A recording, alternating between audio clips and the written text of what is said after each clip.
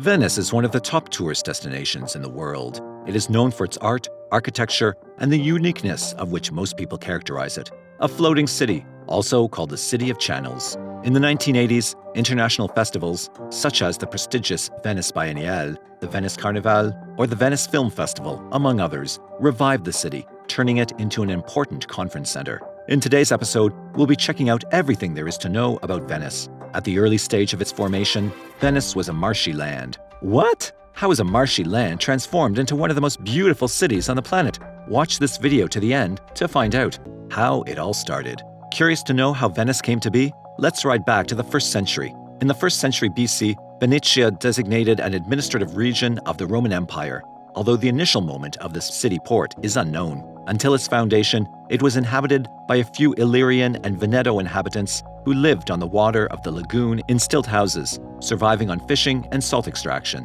It's safe to say the Venice settlement began in the 5th century, when the prestigious Ostrogoths and Lombards that flowed through the north of the peninsula forced the population of the territory to take refuge in these marshy lands at the mouth of the Po River. The lagoon was under the influence of the Byzantine Empire. Sometimes they had to come with their fleet to defend Venice from invasions by the Franks. In 828, Venetian merchants brought the body of Saint Mark, the evangelist and the lion, and the emblem of the new patron saint to the lagoon city. All these valuables that were brought from Alexandria became an icon and stimulus for its independence. Permanent government institutions were established, and at the beginning of the 10th century, the city-state of Venice was born, which became a Mediterranean power and remained an independent republic until the end of the 18th century. Currently, the city of Venice is spread over a series of 120 islands that emerge from a wide lagoon located between the mainland and the open sea. How is Venice built on water? According to studies, Venice is sinking at a rate of 2 millimeters per year. Don't be shocked. In fact, if it continues like this, it could cease to exist by the year 2100. We hope it doesn't happen, since the city of canals is one of the most beautiful in the world. Have you ever wondered how Venice was built underwater? Well, we'll tell you. Venice was founded in the 5th century AD, when the population of the interior of Italy wanted to seek refuge from the barbarian invasions. The Venetians moved into the lagoon, which was made up of many small islands. When building the city, they had to roll up their sleeves and strengthen the emerging earth, which was muddy and unsuitable for the construction of houses and buildings. For this, they used about 10 million oak poles. The space between the poles was littered with fragments, stones, and other waste materials.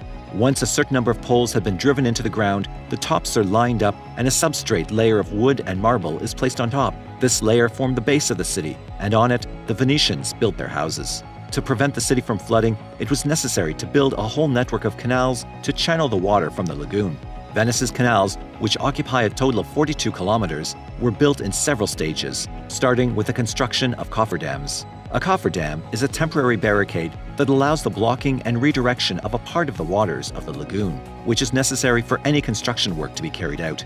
After the cofferdams are installed, drainage of the area can begin, with the industrial pumps removing the remaining water retained in the canal. Then a large-scale dredging takes place, with huge excavators and cranes digging the canal. Once the canal is clear, engineers fortify it using cement, piles, bricks, and clay. For the most part, Venice is protected by a number of flood prevention mechanisms. The foundations of the city remain intact because, with no oxygen in the deep layers below the mud, there can be no decomposition. However, that does not prevent the city from sinking slightly. Today, the city center is only 90 centimeters above the water level. Oops! An entire city supported by wooden poles submerged in water. Surprising, right? The economical and political importance of Venice in world history. Venice proved to be economically and politically useful in shaping the world. She extended her support to the Byzantine Empire in its fight against Islam and the Normans, and in return, gained privileges for trade in the East. It also obtained benefits and the logistical support to the successive crusades that took place in the 12th century, with provision of ships, financing, or food. In 1204, she played a leading role in the taking of Constantinople by the soldiers of the Fourth Crusade, although in 1261, the dethroned Byzantine empires reconquered the capital of the empire with the help of Genoa, and so Venice lost part of its privileges in the east.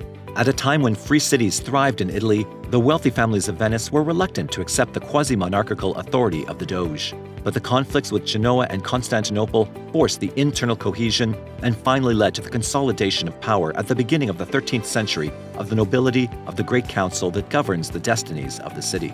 The heyday of Venice reached its zenith in the 15th century when the Venetians achieved their expansion through Italy, while their maritime possessions reached Cyprus, Crete, islands of the Aegean Sea, as well as numerous enclaves in the Balkans. Venetian fleets maintained active trade with the entire Mediterranean, extending their network of commercial contacts throughout Europe and the Middle East, from England to Egypt. The religious influence of Venice in the world history.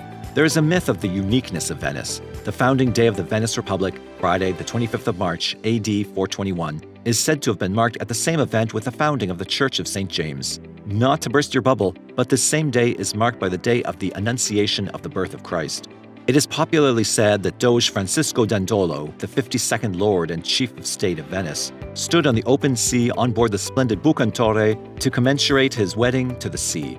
On this day of Ascension, which is a symbolic nuptial to remember the dominance of Venice and the union of its links with his maritime empire, he was seen to throw a gold ring into the water. The birth of Venice, coupled with a series of symbolical events witnessed in Venice, seemed to promote an era where the pagan vision and Christian vision of the world would unite in harmony. The obsession of many religious buildings and churches with the pictures of the Doge kneeling in front of the Virgin and the child Jesus is just a small way in which Venice influenced the world's religious perspective. Why should you visit Venice? There are plenty of reasons to visit Venice. Some people visit to enjoy perfectly preserved Italian culture. Others, surprisingly enough, do it to seal their love, and there are those who simply want to have a great time enjoying the relaxed lifestyle of the city. These are some of the main reasons that have made Venice a very interesting destination, but not the only ones, since, without a doubt, the city is famous all over the world for its canals. You want to know more? Here you go. Unique geography. Venice is a magical city that seems to float on the waters of the extreme north of the Adriatic. It's built on 120 islands consolidated with wooden piles, connected by 400 pedestrian bridges and 170 navigable channels, which facilitate the movement of the local population. Labyrinthine and picturesque urbanism.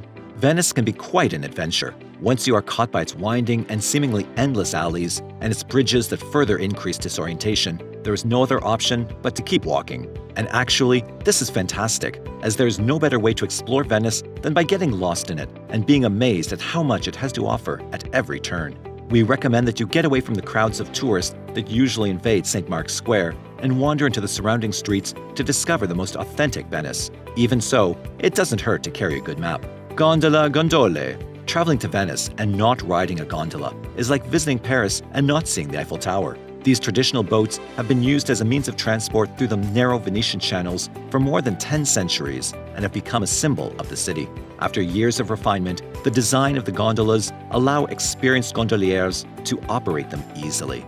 Mind you, only about 3 or 4 gondolier licenses are usually issued per year. To obtain one, applicants must pass a rigorous exam and then undergo extensive training. Today, there are only 400 licensed gondolas in Venice. The cursed Palace of Venice. If you ask your guide or a person who knows the city well, which is the spookiest place in Venice, they will surely tell you it's the Castello, a beautiful Renaissance palace on the banks of the Grand Canal. Since it was built in 1487, all of its owners have reportedly died as a result of unexplained deaths. The last victim of the curse is said to have been John Entwistle, the famous bassist for the English rock band The Who. John had rented Castello when his unexplained death occurred in 2002. The Rialto Market. The Rialto Market is made up of 2 sections, the Pescaria, fish, and the Iberia, fruits and vegetables. If you want to learn more about the local lifestyle or buy fresh fish from the Adriatic, vegetables from the garden, and flowers of all colors, you cannot miss this corner of Venice. The best time to stroll through the market is first thing in the morning when there are not many people. As a rule, customers should never touch fresh produce. This golden rule does not only apply in the Rialto Market, but throughout Italy. Tell the seller what you want, and they will be delighted to show the best products they have. We hope you enjoyed today's episode as much as we did. Please like and share your thoughts on what fascinates you about Venice in the comment section below. If you are new here, kindly subscribe and turn on your post notification for more enlightening video updates. Bye!